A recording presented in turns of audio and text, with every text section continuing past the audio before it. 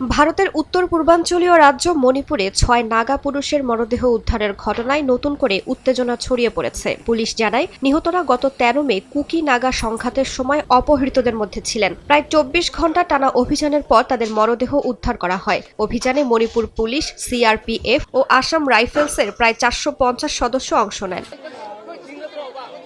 বুধবার মরদেহ উদ্ধারের খবর প্রকাশের পর বিভিন্ন এলাকায় বিক্ষোভ শুরু হয়। নাগা পিপলস ফ্রন্টের একটি কার্যালয়ে ভাঙচুরের ঘটনাও ঘটে বলে জানিয়েছে স্থানীয় গণমাধ্যম। ১৩ মে কুকি মাদক সন্ত্রাসীরা যে ৬ জনকে অপহরণ করে আমরা তাদের মরদেহ গ্রহণ করেছি। মৃত অবস্থায় ফিরে পেয়ে আমরা চরমভাবে মর্মাহত ও হতবাক। যেভাবে তাদের হত্যা করা হয়েছে তাতে আমরা সম্পূর্ণ ভেঙে পড়েছি এবং গভীর শোকাহত।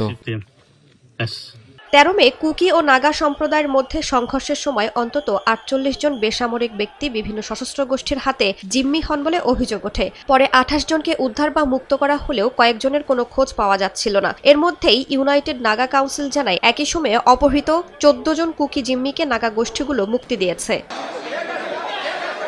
২০২৩ সালের মে মাসে মেইতেই ও কুকি সম্প্রদায়ের সংঘর্ষ দিয়ে শুরু হওয়া মণিপুর সংকটের জেরে শত শত প্রাণহানি ও বাস্তুচ্যুতির ঘটনা ঘটে। তবে সাম্প্রতিক কুকি নাগা উত্তেজনা পরিস্থিতিকে আরও জটিল করে তুলেছে। রাইসা জান্নাত, সময় সংবাদ।